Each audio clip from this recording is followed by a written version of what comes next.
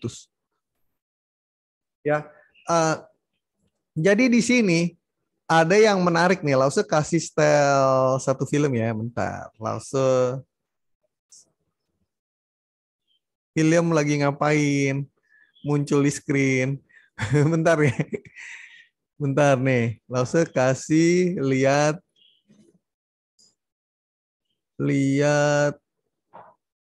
film. Nah, ini Lause udah terjemah. Aku juga lagi share screen start ke TV. Ya, udah lihat ya semua ya. Udah lihat belum? Udah ya. Ini Lause udah terjemahin. Anak-anak boleh nonton film ini. In the beginning, God created the universe and a planet called Earth. Humans were formed in God's image to continue God's work. But soon, humans decided we want to live our way, not God's. Selfishness and violence filled the world, so God started over with just one family. And God made a covenant with a man named Abraham. The land around you is now yours. Your family will be my blessing to the entire world. In just a few generations, they grew into a large nation named Israel. The Egyptians became fearful and forced the Israelites to be their slaves. Through a humble leader named Moses, God led the Israelites in a great exodus back toward their promised land. Along the journey, God gave laws and commands to help the Israelites follow God's ways. Finally, after 40 years of struggle and complaining in the desert, the Israelites arrived back home in the promised land. In victory, the people worshipped God, but soon after, they turned from God and lived their own rebellious ways. This became a pattern from generation to generation. Israel's greatest judge was Samuel. He followed God's ways and spoke for God as a prophet. He told Israel that God was the only king they ever needed. But they desired to be like the corrupt nations surrounding them and insisted, "We want a human king who we can see to rule over us just like the other nations." So Samuel found a man named Saul to be Israel's first king. His reign began well, but before long, Saul stopped following God's ways and made many bad decisions. So Samuel told Saul, "Because you have turned your back on God, God has rejected you as a king." Samuel's search for the next king led to a courageous young shepherd boy named David.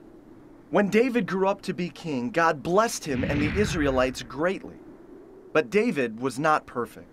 He had an affair with a married woman and committed a murder to cover it up. But deep inside, David always loved God and would return to living in God's ways. Known as the poet warrior, he wrote music to God called psalms, heartfelt expressions of prayer, struggle, and thankfulness. After many years as king, David gave the throne to his son Solomon. God also told David, "One day, one of your descendants will rule with a kingdom that will never end."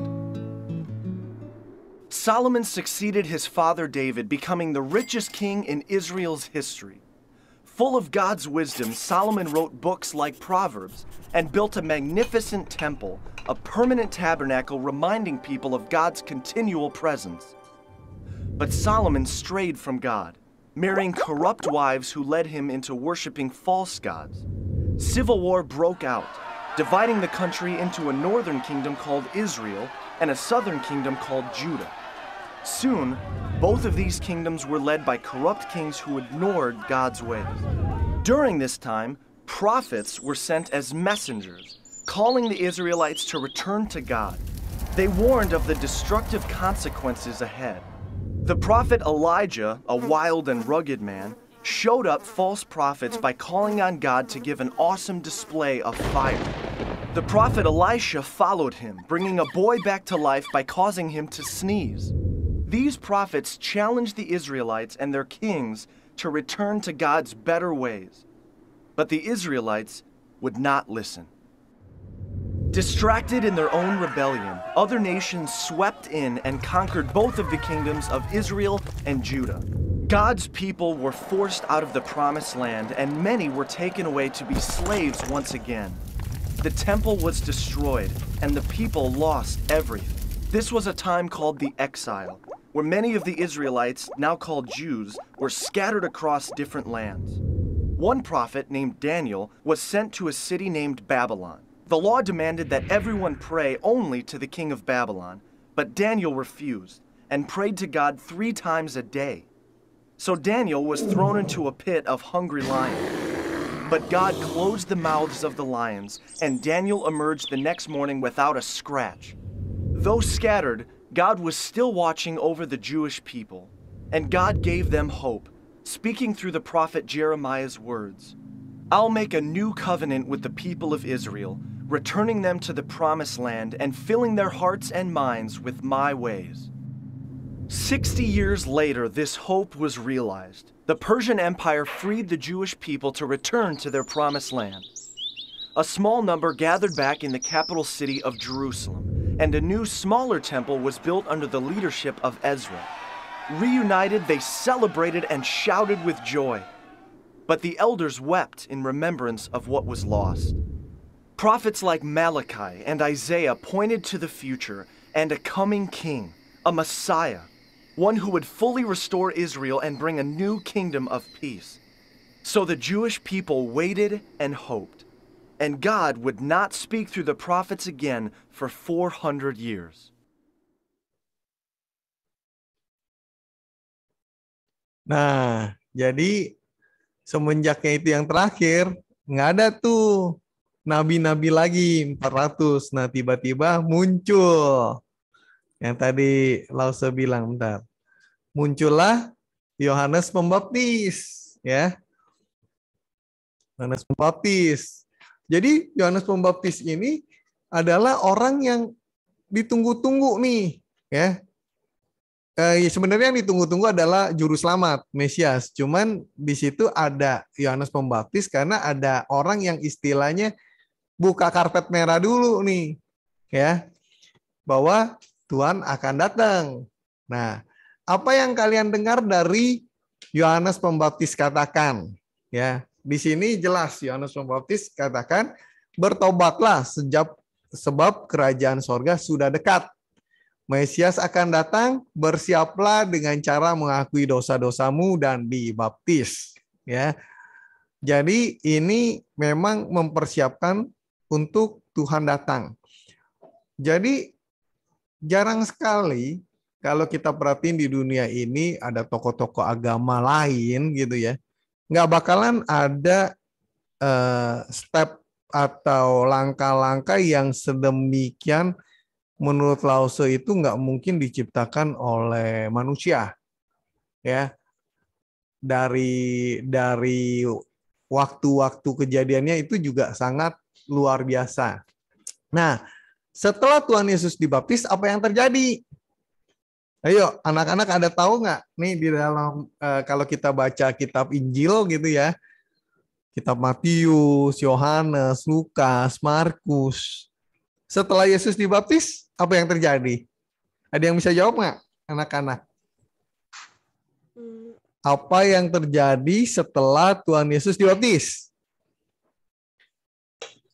Suara Allah berkenan kepada Tuhan Yesus.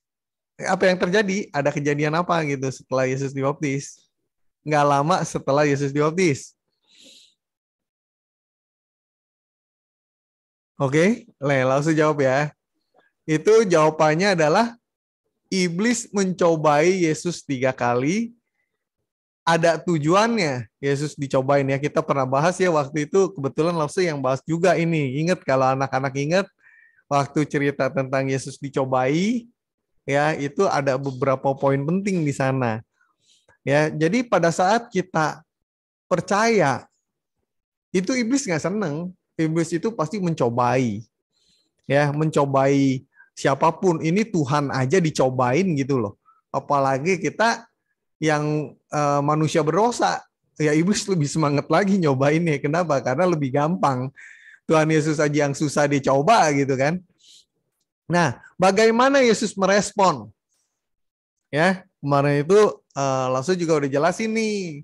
Ya, respon Tuhan Yesus adalah dia pasti mengutip firman. Oh iya, tunggu. Lause balik dulu tadi. Film yang tadi Lause lupa cerita. Film yang tadi itu kan tadi anak-anak udah lihat film itu ya. Ada beberapa poin penting tuh di dalam film itu. Jawabannya apa tuh? Jawabannya langsung boleh simpelin dikit ya. Jadi kayak gini dari kesimpulan dari film tadi. Kalau manusia mendengarkan Tuhan, itu pasti dapatnya luar biasa.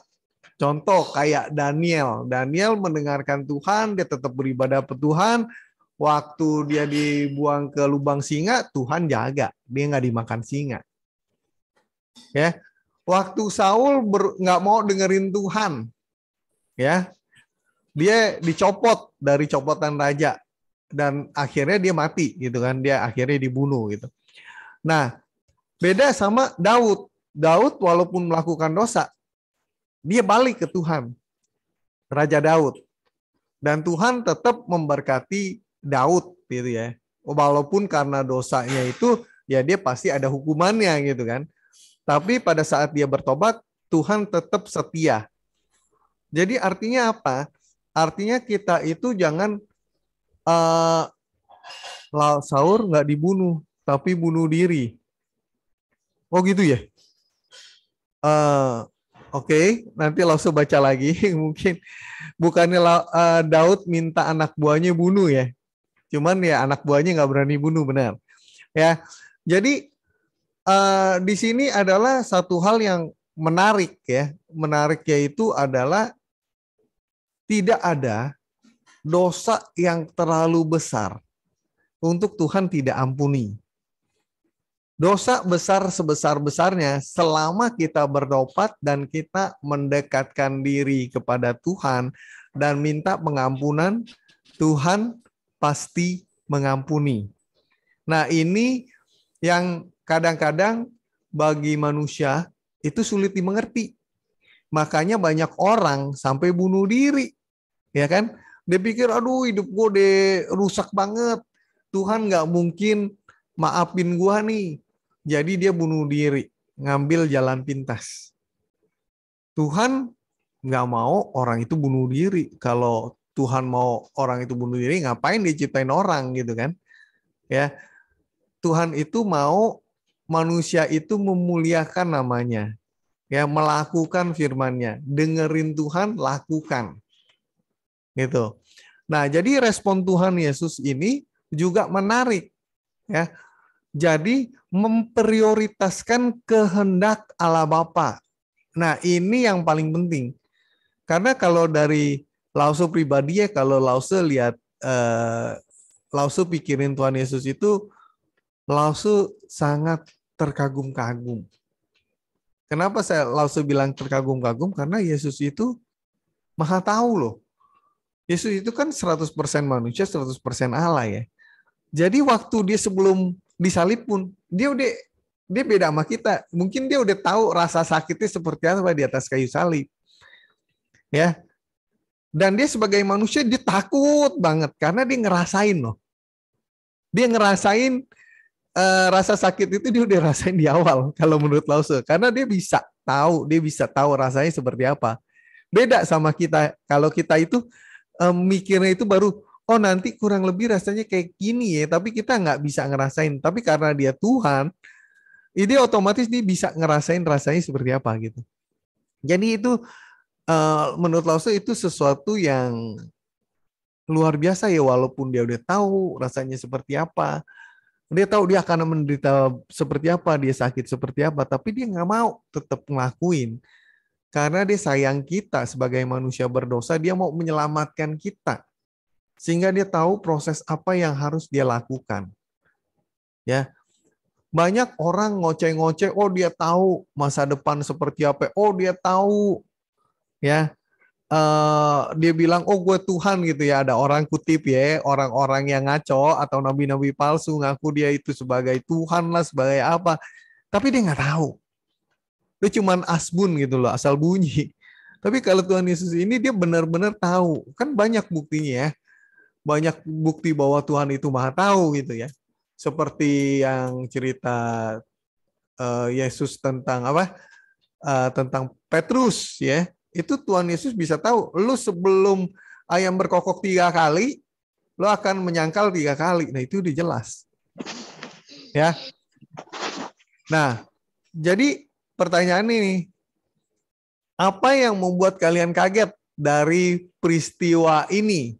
Ya, tadi Lause udah bilang ya. Kaget, kalau bagi Lause kagetnya itu Tuhan Yesus seperti itu aja udah pasti dicobain. Jadi jangan harap gini, anak-anak, jangan harap kita sebagai orang percaya Tuhan, kita nggak dicobain gitu ya. Oh Tuhan, gue nggak bakalan dicobain gitu, nggak bakalan kejadian. Kita pasti akan mengalami cobaan itu. Yang namanya hidup nggak mungkin 100% baik-baik saja. Dengan anak-anak percaya Yesus, anak-anak akan mengalami, akan merasakan sesuatu yang beda. Contoh ya, Lause misalnya lagi dijahatin orang gitu ya. Kita sebagai orang yang percaya Tuhan Yesus, kita harus tetap baik ke orang yang jahat sama kita. Dan itu susah menurut Lause susah. Tapi ingat satu, Tuhan pasti selalu bersama kita untuk melalui masa-masa kesedihan kita, masa-masa ketakutan kita. Tuhan itu selalu mendampingi kita. Ya. Nah, Tuhan memiliki murid nih. Ya. Apa yang kalian ketahui tentang orang-orang tersebut? Nah, coba Lause sekarang tanya dulu nih. Pekerjaan murid Tuhan sebelum ngikut Tuhan Yesus apa? Ayo pekerjaannya. Anak-anak yang tahu tulis. Apa ada apa aja yang kerjanya seperti apa gitu.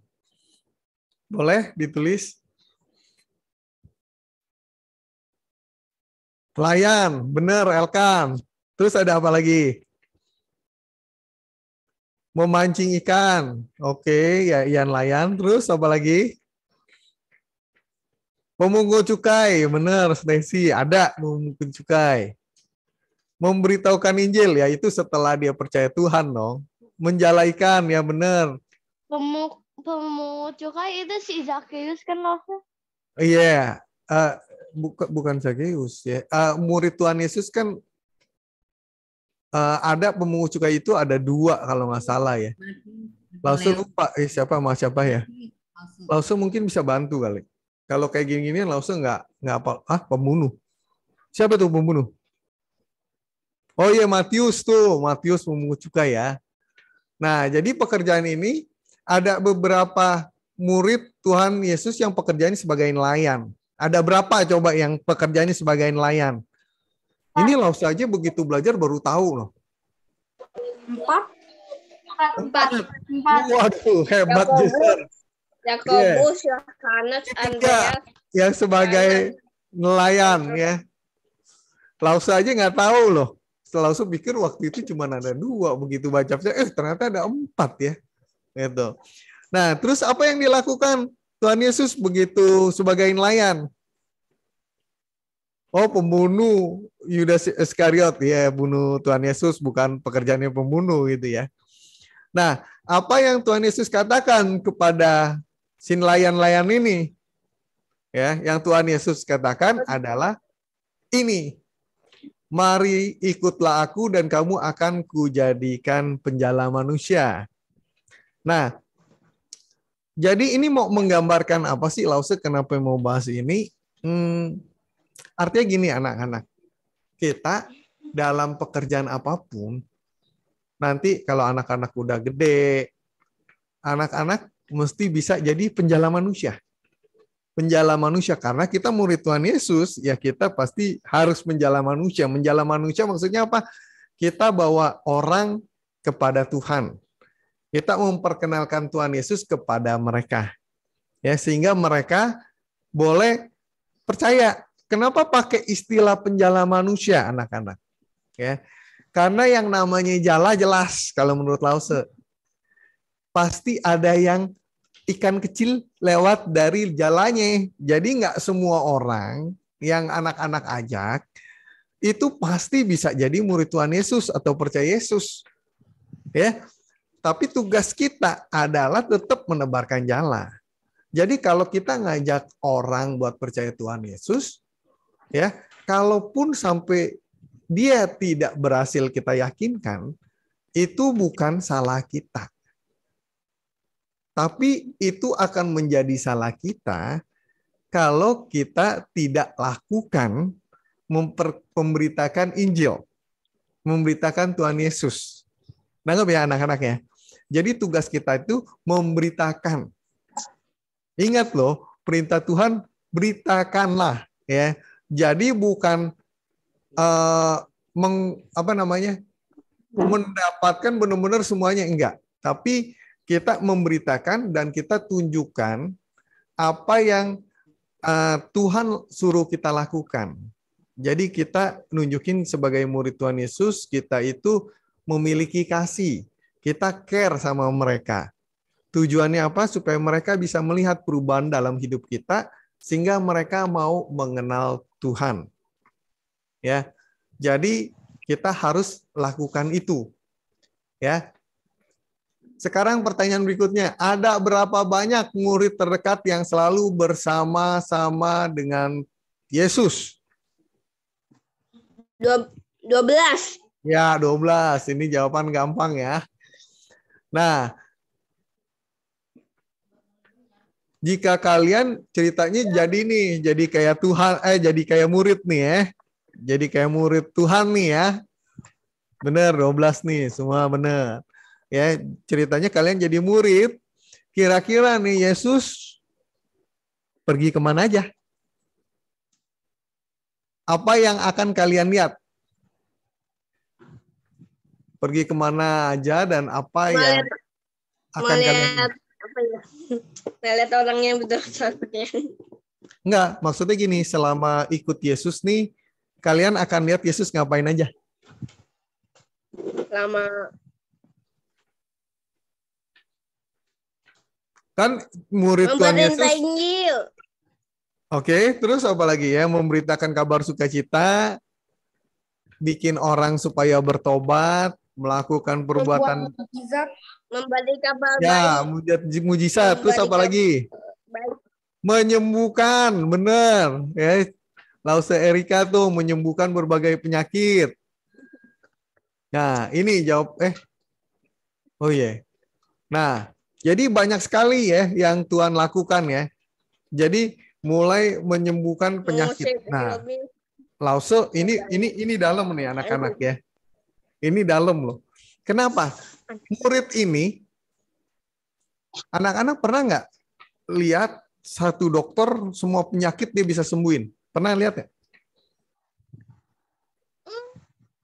Pernah nggak lihat ada satu dokter, setiap ke dokter dia 100% pasti sembuh? Rahel benar tuh. Tidak. Kenapa nggak ada dokter yang bisa sembuhin orang 100%? Nggak ada. Contoh nih. Contoh kayak Lause punya istri ya. Lause punya istri itu Livinda, dia tangannya nggak enak gitu ya. Nggak enak, terus Lause ajak ke tukang urut ini. Kemudian nggak sembuh. Lause ajak lagi ke tusuk jarum, masih belum sembuh. Ya, walaupun membaik, tetapi nggak bisa sembuh. Nah, bedanya Tuhan Yesus, yang Tuhan Yesus lakukan apa loh? Tuhan Yesus itu langsung instan sembuh loh. Ya, kalau dia melakukan menyembuhkan orang itu instan, nggak ada yang nggak sembuh.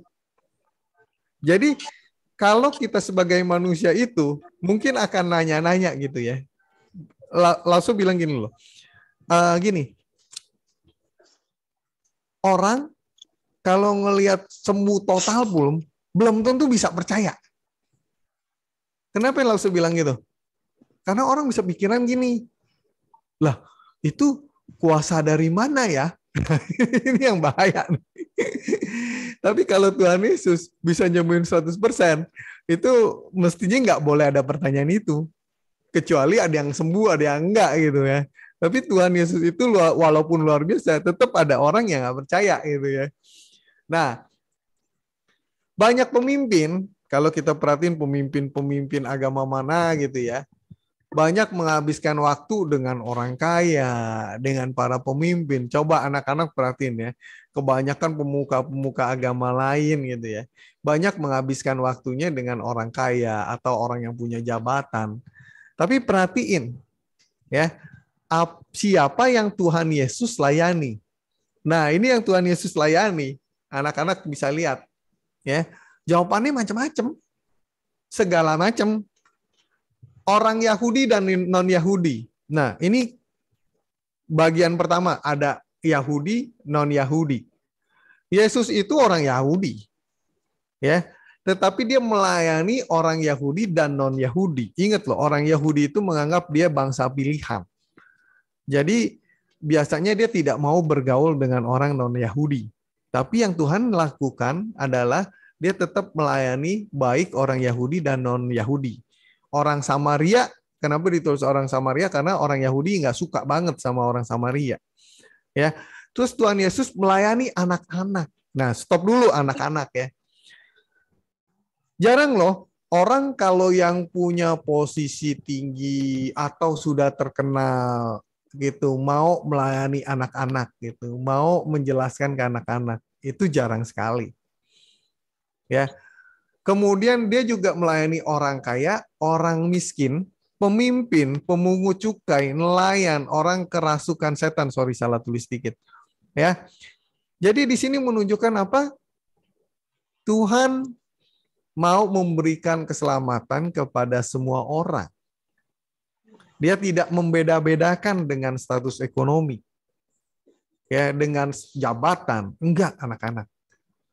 Jadi Tuhan nggak bakalan tuh pilih gini, oh anak yang pinter aja deh yang boleh selamat, atau anak yang bodoh aja deh yang boleh semangat. Enggak. Ya, Tuhan Yesus nggak bedain itu. Tuhan Yesus menerima kita apa adanya selama kita mau mendekatkan diri atau mau menerima Yesus. Simple banget.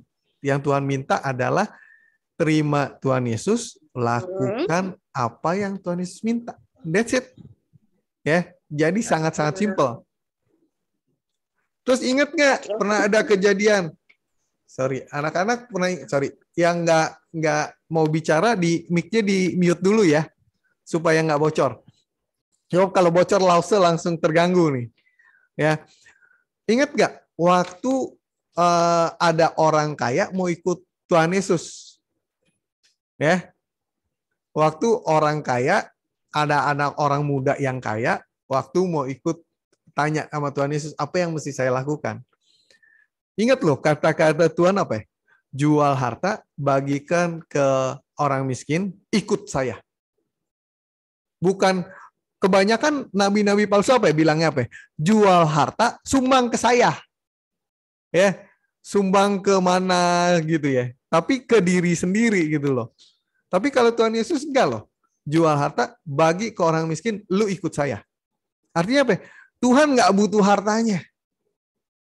Tuhan nggak butuh duit anak-anak dalam mengikut Tuhan. Tuhan nggak butuh itu.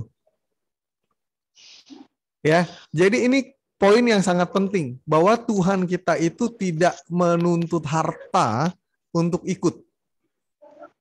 Ya, tapi kenapa kok kita kasih perpuluhan? Karena kita mengasihi Tuhan, kan mesti ada orang-orang yang belajar. Kita support itu namanya. Tapi itu bukan suatu, apa ya namanya, bukan karena itu. Bukan karena, sekarang kan ada isu-isu di luar ya, anak-anak pernah dengar nggak?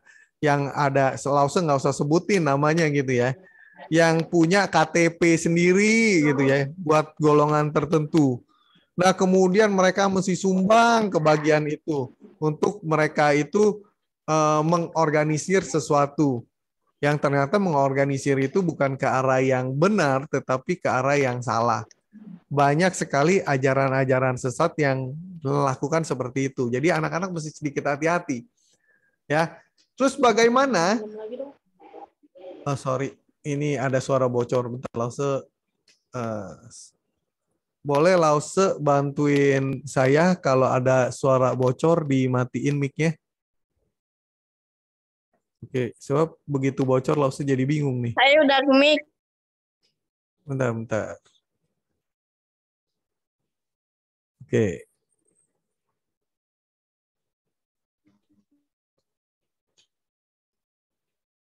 Salah deh. Udah lihat screen belum? Oh ya bentar, Lause. Ya, oke. Jadi, nah ini nih, ini yang bagus nih, ya. Jadi anak-anak, Yesus itu disembuhin orang, udah ngusir setan, udah bisa stopin badai, ya kan? Kemudian Yesus begitu meninggal di kayu salib, Mas mati di kayu salib, gelap 3 jam. Ya, jadi ini banyak tanda-tanda yang luar biasa. Tapi walaupun udah tahu itu, tetap ada beberapa golongan. Satu, ada yang begitu mendengar Tuhan Yesus, langsung percaya dan lakukan. Karena gini, anak-anak, kadang-kadang kita itu ya kalau dikasih tahu kita nggak mau dengerin orang. Itu sifat dasar. Kalau kita disuruh ngapain gitu, cenderungan kita adalah enggak, malas inilah. Ya misalnya orang tua bilang, ayo bantuin cuci. Enggak mah, nggak mau. Biarin mama aja yang cuci gitu kan. Dulu apalagi Lause waktu kecil itu udah kayak bos kecil gitu ya, kayak raja kecil. Waktu Lause kecil itu Lause di rumah cuma ada membantu gitu, jadi bebas mereka gitu, mau ngapain semua suruh membantu gitu kan.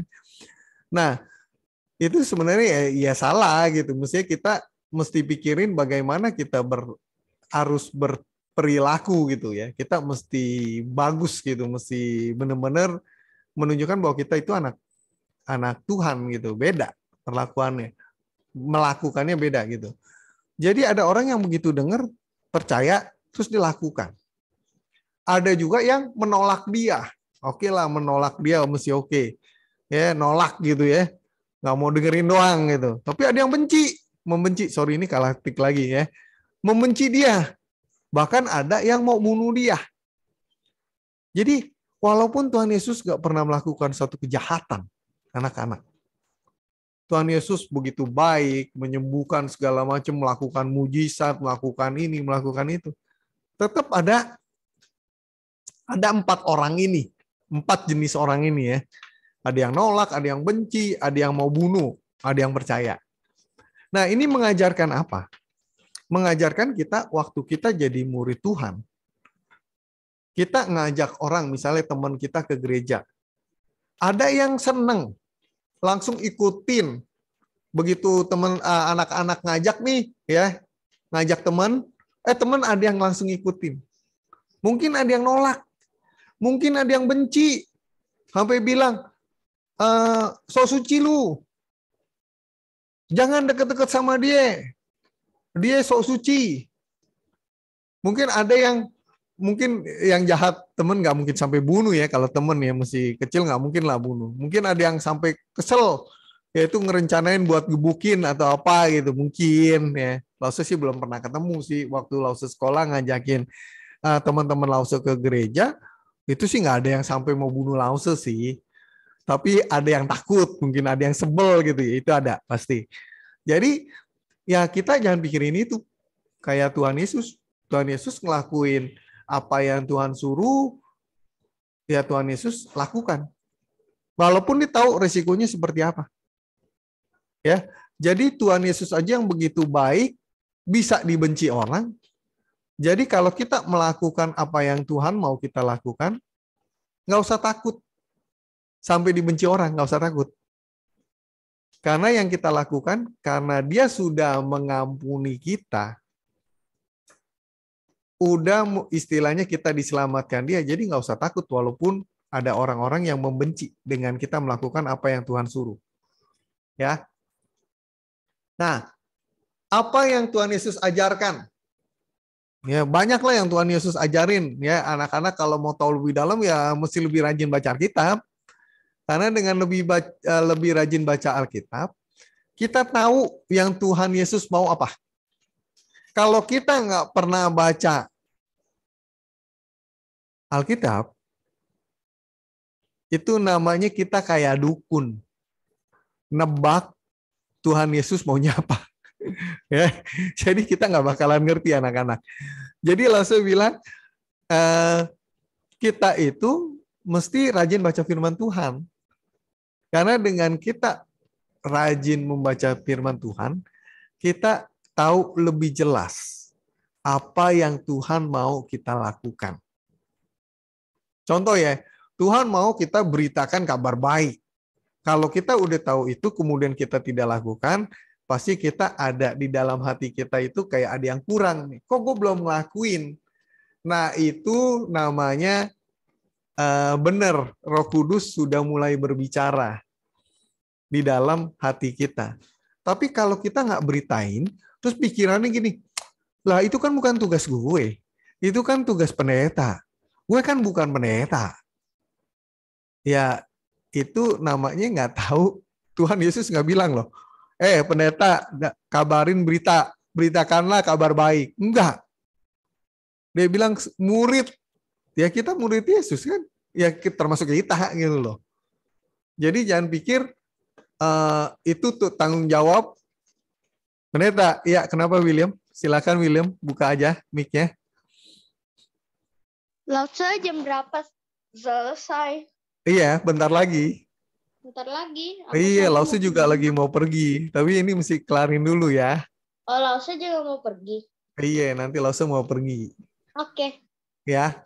Tuhan Yesus sering mengajar dalam perumpamaan-perumpamaan. Apa itu perumpamaan? Ayo, Lause tanya. Siapa yang tahu apa itu perumpamaan? Kata kiasan. Kiasan, terus apa lagi? Contoh. Contoh. Nih, perumpamaan. Perumpamaan bukan cerita fabel. Fabel. Oh iya, perumpamaan bukan cerita fabel. Fabel itu kan ada binatang-binatang. Tuhan Yesus tidak pernah kasih contoh binatang ya. Nah, ini. Pernah Jadi, Lause. pernah apa tuh? Semut. Oh iya, semut kan Iya, contoh. bukannya Contoh. Amsal. Iya. Iya, bukan Tuhan Yesus kan? Cerita-cerita mengenai orang-orang atau peristiwa burung-burung apa? Burung pipit. Burung-burung yang mau khawatir itu burung-burung apa? Iya. Nah, jadi di sini adalah kalau kita perumpamaan itu cerita mengenai orang-orang dan peristiwa-peristiwa yang biasanya memiliki makna rohani. Jadi kalau Lause lihat istilah bahasa Indonesianya, perumpamaan itu adalah susunan kata-kata indah, ringkasan, kemasan, serta memiliki maksud yang tersirat. Sama seperti perumpamaan, pepatah memiliki isi yang ringkas, bijak, dan seolah-olah diucapkan untuk mematahkan ucapan orang lain. Perumpamaan biasanya dimulai dengan kata bagai, ibarat, laksana, seperti, umpama. Ya.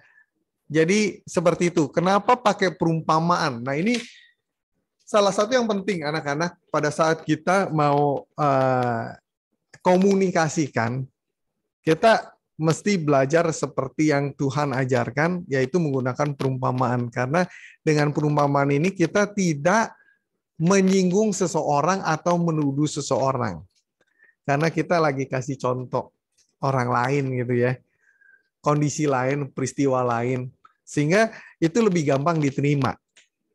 Nah, dari perumpamaan-perumpamaan yang Tuhan kasih nih, Tuhan Yesus kasih, yang mana yang paling menyentuh hati kalian? Ada yang bisa cerita perumpamaan mana gitu? Nggak ada Lause saya. Apa? Perumpamaan apa? Nggak ada.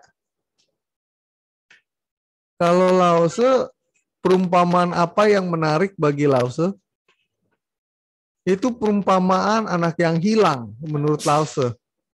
Kenapa kok anak yang hilang? Iya loh. Perumpamaan dirham yang Apa? hilang. Iya, anak yang hilang. Menurut Lause itu menarik. Kenapa menarik? Orang udah minta Bukan balik. dirham. Ya, udah minta warisan balik terus tetap diterima sama si bapaknya. Jadi itu menunjukkan bahwa Tuhan itu Maha Pengasih. Karena dia contohin Bapa itu adalah Allah Bapa gitu ya. Maksudnya dia benar-benar anak kita sebagai anak mungkin kita pernah banyak melakukan kesalahan, mengecewakan Tuhan, ya, bikin Tuhan sebel, bikin Tuhan marah. Tapi pada saat kita bertobat, Tuhan selalu menerima kita. Gitu. Mujizat apa yang Tuhan Yesus pernah lakukan? Nah, ini dalam nih ya. Semua anak-anak inget dong, mujizat apa yang pernah Tuhan Air Yesus jadi anggur. lakukan? Iya, air jadi anggur. Terus? 2 roti dan 5 Iya, 2 roti, 5 roti, ikan. 2 ikan kan? 5 roti 2 ikan. Iya, 5 roti 2 ikan. Ya. Nah, sekarang langsung tanya nih, mujizat apa yang paling Anda kagumi? Yang paling seneng nih, yang paling salut. 5 roti dan 2 ikan. Lazarus. Apa? Membangkitkan Lazarus. Oh iya, membangkitkan. Benar, itu juga salah satu yang bagus. Kenapa? Karena nggak ada orang bisa membangkitkan. Jadi kalau itu membangkitkan itu udah mujizat ya boleh dibilang paling bagus. Tapi Lause yang paling kagum satu sih. Kalau Lause pribadi yang bikin Lause paling kagum mujizat apa yang Tuhan Yesus pernah lakukan adalah membuat api dari atas langit untuk membakar korban bakaran. Itu bukan Tuhan Yesus kali. Itu zamannya Nabi Elia ya. Ya. Nah, maksudnya mujizat yang paling Lause kagumin itu Tuhan Yesus bilang dia akan bangkit. Jadi dia membangkitkan diri sendiri. Wow, itu yang paling hebat menurut Lause. Kenapa? Karena nggak ada siapapun yang pernah ngelakuin itu, nggak ada. Itu yang menunjukkan bahwa dia berkuasa atas kematiannya sendiri. Itu dia yang paling tinggi. Ya. Kenapa Lause bilang itu paling tinggi? Karena itu tidak bisa membohongi dari sisi manapun. Maksudnya gini, kalau ada orang bilang, dia bangkitin, dia bisa bohong. Nggak mati, tapi pura-pura dibilang mati. Apalagi kalau di film silat ya teman-teman, kalau nonton film silat ya. Wah, ada obat yang begitu dimakan bisa pura-pura mati gitu ya. Lucu juga kalau film silat gitu ya. Tapi itu bisa diatur gitu. Tapi kalau membangkitkan diri sendiri, udah mati, udah ditusuk, orang udah kubur, tiba-tiba dia bangun sendiri. Nah, itu luar biasa. Coba bayangin anak-anak. Siapa yang bisa bilang gini, gue bakalan bangkit. Terus dia masuk ke peti mati, udah dikubur dalam tanah. Kira-kira dia bisa keluar nggak? Nggak bakalan. Kalau dia nggak bisa ngatur malaikat buat gulungin kubur, nggak bakalan dia bisa keluar. Sendiri di dalam gimana ceritanya bisa keluar? Nggak bisa. Jadi yang paling hebat itu adalah membangkitkan diri sendiri. Kalau bagi Lause gitu ya. Nah, untuk apa Yesus disalib? Anak-anak, untuk apa? Untuk menebus dosa manusia. Iya, benar. Untuk menebus dosa kita. Yes. Ya, itu poin kenapa Yesus itu masih turun ke dunia. Apa yang Yesus katakan kepada Simon Petrus? Ya, benar Enzo. Ya. Apa yang Tuhan Yesus katakan kepada Simon Petrus? Ya, itu yang tadi Lause bilang. Tadi nanti sebelum ayam berkokok lu dinyangkal 3 kali gitu. Itu nunjukin apa sih? Itu nunjukin bahwa Tuhan itu tahu secara tepat apa yang akan terjadi beberapa jam ke depan. Itu hebat loh. Kenapa? Karena banyak peramal-peramal ya. Ngaku dia tahu, tapi dia nggak bisa perkirain waktu tepatnya kapan. Nggak ada. Dan Yesus itu benar-benar tepat sekali. Ini yang menunjukkan bahwa dia 100% Allah. Apa yang terjadi pada hari ketiga? Tadi Lause juga udah bilang. Yesus bangkit. Mengapa kebangkitan Tuhan Yesus sangat penting? Kenapa kebangkitan Tuhan Yesus sangat penting, anak-anak? Kalau Tuhan Yesus nggak bangkit, kita nggak perlu percaya Tuhan Yesus. Kenapa? Ya karena dia nggak bisa bangkit, ngapain? Lah kita kan mau kehidupan kita setelah kematian seperti apa? Jadi kalau dia nggak bisa bangkitin diri sendiri, berarti dia tidak berkuasa atas kematiannya. Kalau dia tidak berkuasa atas kematiannya, ya sama dong sama yang lain. Kenapa kita mesti percaya gitu loh? Nah, Tuhan Yesus itu bangkit, ini yang sangat menjadi dasar yang sangat penting dalam iman kita. Ya, jadi nggak ada duanya, cuma Tuhan Yesus doang yang bangkit, titik. Nah, itu kenapa Lause pegang erat-erat, karena keselamatan kita harus bergantung kepada orang yang punya kuasa. Dan yang paling berkuasa atas kebangkitan adalah Tuhan Yesus. Itu. Jadi kita bukan judi ya anak-anak, kita bukan gambling. Waduh, bener nggak ya? Gue percaya Tuhan Yesus. Enggak, kita bukan gambling. Kita pasti. Karena Tuhan Yesus udah bangkit. Ya, jadi itu pasti. Yang lain nggak ada yang bisa bangkit. Jadi pasti kita selamat. Udah, anak-anak. Ya, mari kita tundukkan kepala sebelum pecah ke kelas masing-masing. Kita tundukkan kepala, kita berdoa. Ya, ya Tuhan, Allah Bapa kami yang ada dalam kerajaan surga, kami berterima kasih Tuhan Yesus, karena Engkau telah turun ke dunia untuk membangkitkan dirimu dan menyatakan kepada kami semua Tuhan bahwa Engkau adalah Tuhan 100% dan juga manusia 100%, dan Engkau rela menderita bagi kami agar kami dapat diselamatkan. Tuhan, kami yang orang-orang berdosa yang tidak layak untuk masuk ke surga, dengan kematian-Mu kami diberi kesempatan untuk bisa masuk ke dalam surga Tuhan. Tuhan, kami tahu penderitaan Kamu yang begitu luar biasa untuk menyelamatkan kami semua. Kami tidak dapat membalas apapun atas kebaikan yang telah Kau berikan pada kami. Terima kasih Tuhan, karena kami memiliki Tuhan yang mengasihi kami semua. Kiranya Engkau mau menuntun kami Tuhan, agar kami selalu setia pada Engkau dalam kehidupan kami. Hingga akhir hayat kami mau melakukan yang terbaik bagi nama-Mu. Terima kasih Yesus, hanya di dalam nama-Mu kami berdoa dan mengucap syukur. Amin. Oke, anak-anak silakan masuk ke breakout room masing-masing. Oke, Lause. Yo.